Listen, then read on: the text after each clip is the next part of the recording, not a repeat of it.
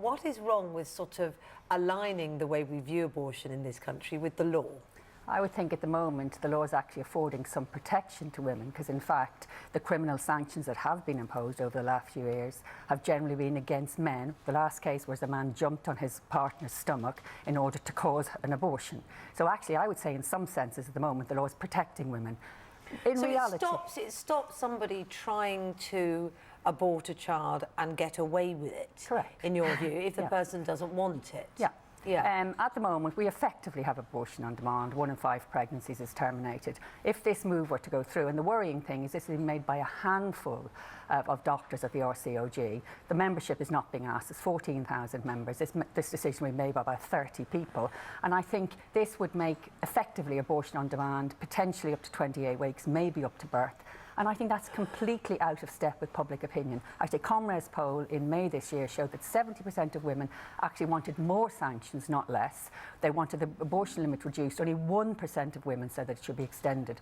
I think the general public would be shocked. I mean, we already abort up to birth for disability, but to suggest that we should do that for absolutely, including gender selection abortion. OK, let's let Kate have her say, because I can see you itching to get in. Yeah, I mean, first of all, those statistics are an absolute nonsense. There are lots of surveys that show that the vast majority of people in Britain want women to have the right to choose, and I think most people in Britain think that women already do, but the reality is abortion was criminalised 150 years ago, Offences Against the Person Act also criminalised homosexuality and all sorts of other things.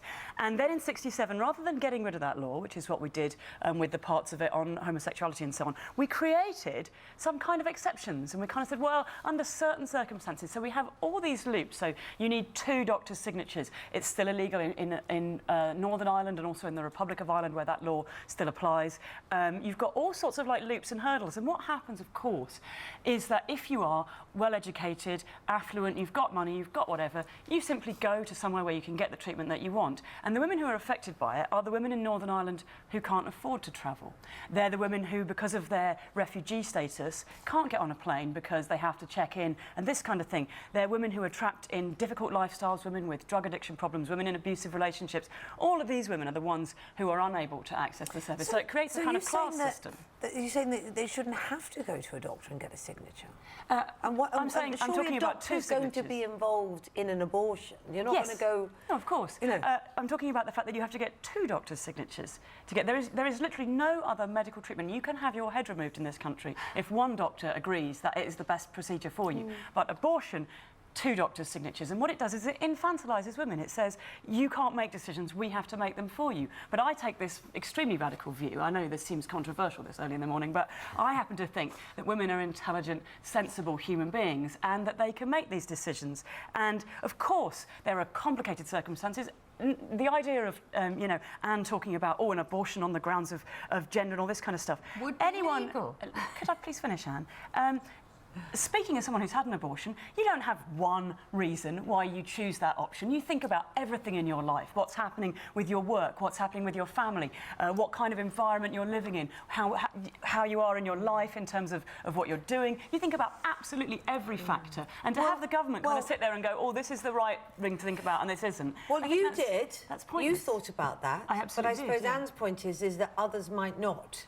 And if it's legally possible to decide right up to birth to have an abortion because you don't like the gender of the baby you're having, does that not make you feel uncomfortable? But you see, I think you're absolutely misunderstanding, Kate. When you look at those parts of the world, and I have to be quite clear and say that there's absolutely no evidence. Yeah, it is the UK. No. Actually, the report that says that is completely misleading. It looks at families where there are exactly 2 children, and it notices that more often there's 1 boy and 1 girl. Now, you could conclude that people are therefore aborting children because they want a boy or a girl, or you could conclude that people with 2 girls often have another one to try and get a boy, and people with 2 boys often, because they've ignored families with 3 kids. You're and if you look at the statistics, that data doesn't show anything. But there are parts of the world where that absolutely happens. And what we should, of course, do in those countries is challenge the sexism that is causing women to want to make those choices. They're not saying, I hate girls. They're saying, this is the environment we live in. Absolutely. I mean, our organisation deals with women every day facing these very, very difficult decisions. Absolutely, we have to help and support women, but I don't think never easy access to abortion is the solution for women,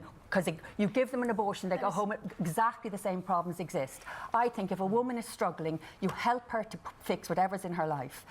You're just sidetracking here. You're saying poor women. You know, the reality is the government spends over £100 million every year on abortion. Any woman that wants an abortion in this country could get it within the next 5 minutes. And yet Savita Halappanavar no, died. That's a nonsense. She died because she couldn't get an abortion. A woman died. Kate, a woman died in Ireland. Septicemia because she couldn't get an abortion. Reid, it has nothing got to do with it. Just You're Google twisting her. No, just Google her. Every medical report quite clearly says that she died of because septicemia. caused by not being able to get an abortion when she was Sorry, this is a woman who went to a hospital, miscarrying, just who Google didn't it. want to lose you don't need her. to say the 2 doctor secretaries also is a nonsense, because in fact 67 doctors were found pre-signing forms in one clinic. The forms had been signed by... But then that means the law is a nonsense. Yes, but no, I think unfortunately it's the law that needs tightening. In fact, I would suggest a doctor is supposed to do 2 things. They're supposed to, first of all, ensure that she meets the criteria of the law, but they're also supposed to ensure that it's in her best interest. And I think if you take away doctors, I think women's lives will be more at risk. We already have, the CQC has found seriously wanting the abortion, many clinics. They've actually been, they're having a rating system now. The lowest rating is inadequate. Who wants to have a medical procedure that's inadequate? And I think seriously the situation will get worse if there's no regulation whatsoever. We're feeding a multi-million-pound abortion industry, and it's going to get worse. This will just increase the well, it depends where you stand, doesn't it? Yeah, it does. 50 years was when the Abortion Act came in, and it seems like it's still a hot topic. very hot topic and one that needs discussing.